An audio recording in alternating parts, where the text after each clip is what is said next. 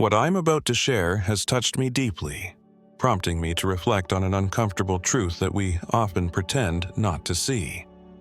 As I read this testimony, it felt like it was speaking about me, my thoughts, my silences. It is a story of a wounded humanity, of a hidden yet frequent sin, capable of leaving deep and perhaps eternal scars. Welcome to Heaven's Gate. Before we begin, if you'd like, leave a like and write in the comments where you're following us from. It's a small gesture that makes us feel united, even when we're far apart. Now, take a deep breath. Let's embark on this journey together. My name is Augusto, and my story, although it might seem like a fantastic tale, is damnably real. I was born and raised in Rio de Janeiro, in a penthouse on the 32nd floor of a skyscraper overlooking the Atlantic Ocean. My father, Nuno Correa, had built a luxury real estate empire. Villas on the hills of Santa Teresa, exclusive resorts along the coast, glass and steel apartments with 360-degree views of the city. His name had always been synonymous with opulence and prestige. I, the sole heir to that empire, was destined to have everything: power, money, success. I was 54 years old when my life changed. Until then, I considered myself untouchable. The problem was that I had never questioned what lay behind that luxury. In my world, those with darker skin, those from distant countries, or those who didn't share my lifestyle were considered inferior by me. I was an educated man. I had studied in Switzerland, traveled the world, spoken with heads of state and CEOs of multinationals, but all my cosmopolitanism was nothing more than a mask, an elegant way to hide my arrogance. When I saw an African boy selling bracelets on the waterfront, I averted my gaze with disdain. If a Peruvian waiter at a restaurant messed up an order, I humiliated him with venomous and racist jokes. My sense of superiority was a soul disease I ignored. It was June 18, 2027. A scorching afternoon. The air in Rio was thick with smog and contrasting scents: the salt of the sea, grilled meat from kiosks, the sweat of the crowd. I had just left a summit meeting in the main tower of Correa Luxury Estates. We had closed a deal to build a complex of hyper-exclusive apartments for the international elite. Upon exiting, my driver awaited with my car and a schedule packed with commitments. But an unforeseen event stopped me. The driver was late. Annoyed, I stepped outside the security perimeter to get some air. Usually, I didn't mingle with ordinary people, but that day, for some reason, I did. I walked to a small square where tiny shops opened onto the crowded streets. There was a tiny stationery store, a dusty shop that I would never have entered on my own, but boredom and irritation pushed me to take a look. Inside, a dark-skinned clerk, probably of Haitian or Angolan origin, was arranging pens and notebooks. I recognized him as soon as I entered. His name was Samuel, but at school we called him the foreigner. When I was a boy, he was new, shy, and unsure with the language, and I had insulted him multiple times.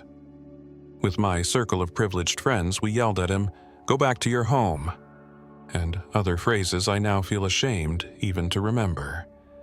Samuel, now an adult, stared at me with a look veiled in melancholy. His voice was tense but determined, as if every word had been carefully thought out before being spoken. "Augusto, right? We haven't seen each other since school." His tone showed no trace of open resentment, but there was a restless firmness in those dark eyes, a silent awareness of what I once was. Surprised, I stiffened. How could he remember me? Instinctively, I tried to mask my unease behind a veneer of coldness. "I have a lot to do," I replied, accompanying my words with a haughty look. I tried to appear impassive, yet inside, I felt a subtle tension, like a thread stretched almost to breaking. The past was knocking at the doors of my consciousness, and I was not ready to open. I hoped to end that encounter with a dismissive wave of my hand, but Samuel did not back down. In fact, his voice grew deeper. "I remember how you treated me, what you said to me, how you made me feel out of place. Have you ever wondered what impact those words had on those who were different from you?" That question hit me like a poisoned dart. I shrugged as if I wasn't affected at all, but I felt a stab in my stomach, a sense of guilt painfully surfacing from the depths of my memory. My legs felt like lead, my heart pounded in my chest, and cold sweat began to beat on my forehead. I wanted to leave, but my own intentions seemed paralyzed. I couldn't speak or move. I said nothing in that situation, and eventually, he left. That evening, on my way home, the image of Samuel, his voice, his incisive words, did not leave me. Throughout the day, I tried to focus on my affairs, but the unease was there, hidden behind every thought. When night came, I tucked myself under the covers hoping for liberating sleep, but I lay staring at the ceiling. Every time I closed my eyes, I saw Samuel's face again, heard his calm but relentless tone. Sweat soaked the pillow, and I got up, determined to get a glass of water in the kitchen, convinced that a short walk around the apartment would calm my nerves. As I walked unsteadily down the corridor, I felt my strength abandon me, as if an invisible weight was crushing my back. My legs began to tremble. The air seemed denser. Barely reaching the kitchen threshold, I had to lean against the table to avoid falling. For a moment, I remained still, unable to reach the glass. Then, nothing. I fell into total darkness. It wasn't a fainting spell. It was as if the universe had flipped upside down. When I opened my eyes again, I was not in any familiar place. Around me was a valley as black as pitch, a landscape both empty and oppressive. The air was still, filled with an acrid smell. I tried to move, but my feet sank into a slimy ash-covered ground. The sky didn't exist. It was just an immense, dark vault. After an indefinite time, I heard whispers. The voices were first a rustle, then a mournful chorus, and finally screams of pain. I covered my ears, but the screams were in my mind. Then, the flames appeared. Not a normal fire, but tongues of flame rising out of nowhere, like burning snakes dancing in a circle. Their light was red and funereal, casting grotesque shadows. Through those flames, I saw deformed figures, beings with faces twisted by suffering. They had no eyes, or rather, they had empty sockets from which indescribable anguish oozed. One of these creatures crawled toward me, emitting a screeching sound. Instinctively, I backed away, but the ground cracked open, releasing moans and cries. I felt like I was in the place where despair takes shape. The creatures approached, pointing at me with skeletal fingers. I heard their voices in my head. "You belong to this place. You have sown hatred. You have considered others as nothing." I tried to speak, to say that I was a successful person, that I was a respectable man, that I had helped my country's economic growth. The words wouldn't come out. And even if they did, they would have been lies. In that place, the truth couldn't be hidden. And the truth was that I was a racist, an arrogant man who had belittled entire peoples, cultures, identities. The flames grew taller, and amidst the fire, I began to see scenes from my life. They weren't blurry memories. I lived them as if I were there again. I saw myself as a child, teasing Samuel because he didn't speak Portuguese well. I saw myself as an adult, laughing with my business partners at an indigenous waiter who had trouble understanding my order. I saw myself in 1,000 episodes, small and large, where I had contributed to someone's suffering and humiliation just because of their diversity. Each scene was a slap in the face. Shame overwhelmed me like a wave of lava. Then, the chains. They appeared out of nowhere, heavy, cold as steel. One after another, they wrapped around my arms, legs, and chest. They bore engraved words in different languages as if representing all the people I had hurt, mocked, excluded. Each link of those chains was an insult, a prejudice, a door I had slammed in someone's face. "There is no escape," hissed one of the creatures, its mouth wide open in a silent scream. "This is the fruit of your racism. You built this hell with your own hands."